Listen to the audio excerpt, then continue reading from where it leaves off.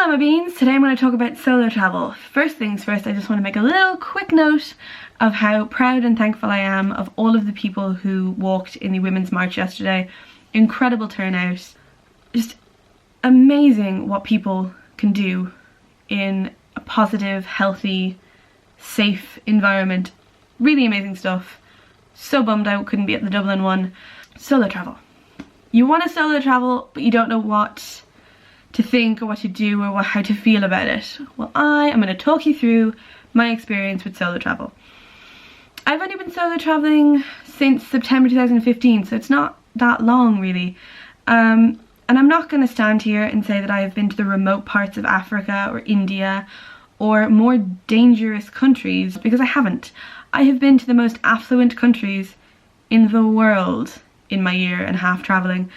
I don't pretend that I know everything there is to know about this topic, because I really don't. But what I do want to talk about is how someone like me, who is scared and an introvert and is shy and doesn't enjoy talking to people or really being in social situations, has navigated in a solo travel situation. Welcome people. Welcome to my world. When people find out that I solo travel, there is usually the same response of, oh, how could you do that? I could never do that. I would like you to take never out of your vocabulary. Never say never to the arts, to food, to cultures, to anything that can enrich you. How did I start solo traveling? I just did it. How do you start solo traveling? You just do it. Kind of the broader reason why I started solo traveling was because I was tired of people making decisions on trips that I wanted to do.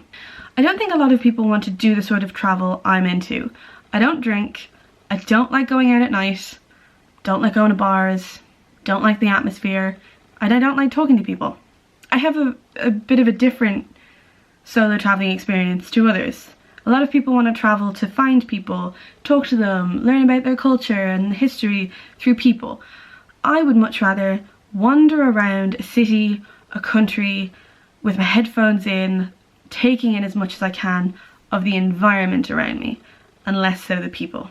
And I've just found that what I want to do, I want to go out and do it quite quickly. I want to tailor it to what I want to do, and I don't really want anyone's okay or the go-ahead. I just want to do it. My parents were very much against me going on my own to places. They constantly told me, you can't go by yourself, I don't want you to go by yourself, it's not safe, blah blah blah. If you have the same, I suggest you make up an itinerary of all the places that you are going. Either if you're renting a car, the rental company. If you are staying in hostels, all the hostels that you're staying in. Give them the reassurance that they can contact you if need be. Pick safe countries. I don't pick dangerous places or places that make me feel uncomfortable, because I have had a couple of experiences in different parts of the world.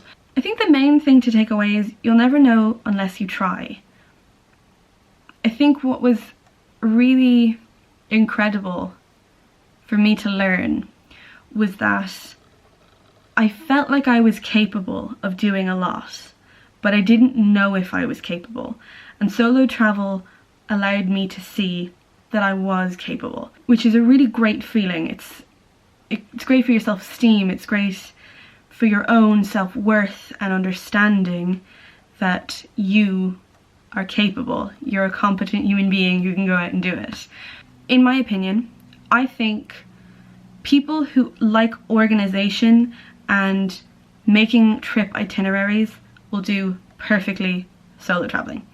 I think people who get kind of flustered and uncomfortable in new situations and don't like being alone that much and don't enjoy organizing an entire trip will find it more difficult to solo travel, but I also don't think you should not solo travel because of those things. Whether you're organized or not organized, you should go solo traveling to find out how you travel and how you move around in the world, because I think there's nothing more eye-opening than being in a country you don't know, with maybe a language you don't speak, and being able to get through it. Like my Japan experience is definitely something I will talk about. I will talk about it in a much lengthy video. But it was an experience that taught me that it doesn't matter the language barriers, it doesn't matter that I'm a different race. We're all the same. All the same. Did you not see my Trump video? I am really capable of going out into the world and finding my way through it. And that's a really great thing to know. It's also really rewarding if you know that that doesn't suit you and that you need maybe another person to help you through tough situations, and you need a support system, and you need people to maybe be a bit more organized so that you can, you know, function to 100% of your abilities. It's good to know that about yourself. So I just think solo travel can open up a lot of doors about you. I also think it's just fantastic that you can have everything tailored to how you want it. Every tour you book, every place you visit, it's entirely what you want to do. It's great. The bad parts of solo travel is there's no one there to take your picture, and eating alone is a little awkward. It's great to go like, oh, this is really good, you should try this, or get a load of different sharing things and try them all. That bit is, it's not difficult, it's not lonely. I think it's just something that you wish you could share with someone. Like when I was in Japan, I constantly thought about, oh, my dad would love eating this, or my sister would adore this food, or I went to the supermarket, and my family loves supermarkets. They love going around different aisles and seeing what's there and trying to figure out what food is tasty or gross or horrible, or foods that they've read about. And that bit's really difficult. It's the sharing, the food. I think food is the main thing that I immediately think about my family or people that, you know, are back home. That is the main thing that kind of triggers that response. And the taking photos is annoying because selfie sticks are useless, and it does get, it's again, it's not that lonely. It's just that you are by yourself and you have to take your own picture, or you have to entrust someone with your camera, and I don't trust anybody, so don't be afraid. I'm a giant scaredy cat, and I do this and I love it. It's something that I have started and I will do to the end of my days. I love solo traveling. It's so wonderful. Also, I recommend solo travel if you are an introvert. Travel is like an instant reset button for me. So as an end to this video, I want to tell you the advice that was given to me by the Gap Year guru, Miss Jess Glynn. She told me, whatever can go wrong, will go wrong. And I brushed that off of like, oh, that's a very pessimistic thing to say, I'll be fine. No, it rung true, because I went to Iceland for 5 days. I rented a camper van from Cuckoo Campers. I do not recommend them. I had the worst van possible. It was a Britney Spears van that said "I'm not that innocent" on the side. It was horrendous. I was so embarrassed to drive around in it. As a solo female traveller, having "I'm not that innocent" and then like the most terrifying face of Britney Spears on the other side of the van was an awful experience. I hated the thing.